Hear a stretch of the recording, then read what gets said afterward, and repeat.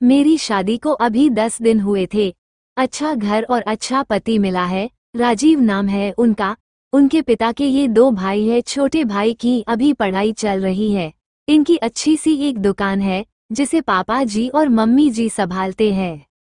शादी को अभी मेरे 10 दिन ही हुए हैं और मैं अपने आप को बहुत खुशकिस्मत मानती हूँ क्योंकि मुझे बहुत प्यार करने वाला पति नसीब हुआ है। सास और ससुर तो पति से भी अच्छे हैं।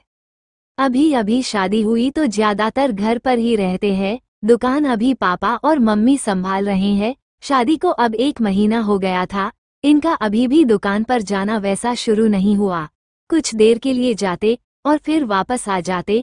सुबह पापा जी ही जल्दी उठकर दुकान खोलते और देर रात तक वही दुकान पर बैठते थे। मम्मी जी उनके लिए खाना ले जाया करती थी। ये दिन भर मेरे पीछे ही घूमते। मैंने इन्हें बोला कि अच्छा नहीं लगता, अब आप रेगुलर दुकान पर जाना शुरू करिए, वरना पापा मम्मी कहेंगे कि मैंने आपको कंट्रोल कर रखा है। उन्होंने बोला ऐसा कुछ नहीं होगा, वो सब बातें तुम मत सोचो। एक दिन हमारे कमरे की नल की टंकी खराब हो गई तो हमारे बाथरूम में पानी नहीं आ रहा था, तो मुझे नहाने के लिए हाल के बाथरूम में जाना पड़ा। मेरे पति तब सो रहे थे। मैं बाथरूम में नहाने गई। कुछ ही सेकंड के बाद वो भी उठकर दरवाजे के बाहर आ गए और बाहर से ही मुझे आवाज देते हैं, रानी तुम अंदर हो? मैंने बोला हाँ। अपने रूम में पानी नहीं आ रहा था इसलिए मैं बाहर आकर नहा रही हूँ। फिर जब तक मैं नहा कर वापस नहीं आई तब तक वो दरवाजे के बाहर ही खड़े रहे। ऐसा वो रोज करने लगे। एक दिन वो बाथरूम में नहा रहे थे, तब कुरियर वाला आया। कोई था नहीं तो मैं रिसीव करने के लिए दरवाजे पर गई। मैं अभी उससे बात कर ही रही थी कि यह बाथरूम से टॉवल में ही भाग कर आए। आते ही मुझे जोर से कहते हैं कि तुम अंदर जाओ। फिर उसके जाने के बाद किचन में आकर मुझसे कहते हैं कि इस तरह अनजान आदमी से बात करना सेफ नहीं है, तुम ध्यान रखा करो। फिर इसके बाद मैंने कई बातें देखी, जैसे जब हम बाहर जाते थे तब वो मुझे इधर उधर नहीं देखने देते थे। कहीं खाना खा रहे होते थे तो मेरी नजरें कहाँ है, मैं किसे देख रही हूँ वो देखते थे। बार बार अपनी जगह बदलते रहते थे। मेरे पति का ये स्वभाव मेरे सास ससुर भी देख रहे थे। एक दिन पापा ने उन्हें दुकान के काम से बाहर जाने को कहा तो उन्होंने मना कर दिया। फिर पापा को ही जाना पड़ा। वो बस मेरे पीछे ही रहते। फोन पर मैं किस से बात कर रही हूँ, मेरे फोन में नंबर और मैसेज भी चेक किया करते। ये सब देखने के बाद मैंने सोच लिया कि अब उनसे बात करनी होगी।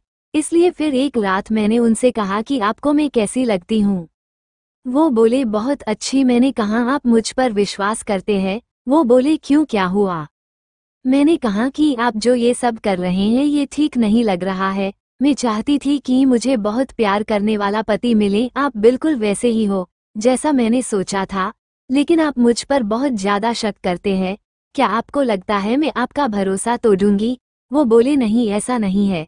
फिर मैंने कहा कि आपसे अच्छा पति मुझे नहीं मिल सकता, लेकिन आपको अपने पर थोड़ा नियंत्रण और मुझ पर विश्वास रखना होगा, वरना यह आगे चलकर हमारे लिए ही झगड़ा और लड़ाई का कारण बनेगा। मुझे पता है शायद आपको मुश्किल लगेगा, लेकिन आप थोड़ा थोड़ा बदलिए, मैं आपके साथ हूँ। वो बोले हाँ मैं कोशिश करूँगा। अगली सुबह मैंने उनको उठाया और कहा कि दुकान आप जाएंगे और खाने के पहले नहीं आएंगे। मैं घर में ही हूँ, चाहे तो आप फोन कर लेना। वो जैसे तैसे मन मार कर गए, कभी रूठ कर तो कभी प्यार से। धीरे धीरे उनकी आदत में सुधारने की कोशिश कर रही हूँ। मैं ही अगर अपने पति को नहीं समझूंगी तो कौन समझेगा? बहुत हद तक मैंने उनका स्वभाव बदल दिया है। बात को बढ़ाना नहीं, बात को किस तरह से सुलझाया जाए ये सोचना चाहिए। हम दोनों में एक बात तय हुई कि हम एक दूसरे के मन में क्या चल रहा है हमेशा एक दूसरे को बताते रहेंगे।